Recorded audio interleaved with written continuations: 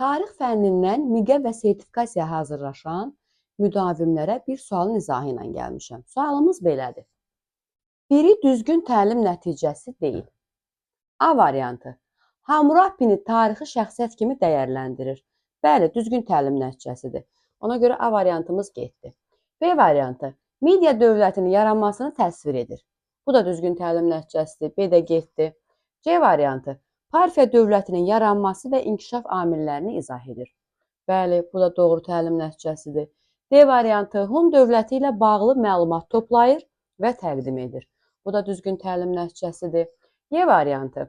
Çin mədəniyyətinə dair zəngin məlumat toplayır, təqdim edir. Y variantı düzgün təlim nəticəsi deyil. İndi gəlin izaha baxaq. Niyə Y variantı düzgün təlim nəticəsi deyil? Bax, bu zəngin sözünə görə. Bu zəngin sözü olmasaydı, sadəcə yazılsaydı ki, Çin mədəniyyətinə dair məlumat toplayır, təqdim edir, o zaman düzgün təlim nəticəsi olardı. Zəngin sözü burada artıq bu təlim nəticəsini meyara çevirir. Çünki zəngin məlumat toplayır. Artıq bu bir ölçü vahididir. Ona görə də bunu təlim nəticəsinə əlavə etmək olmaz.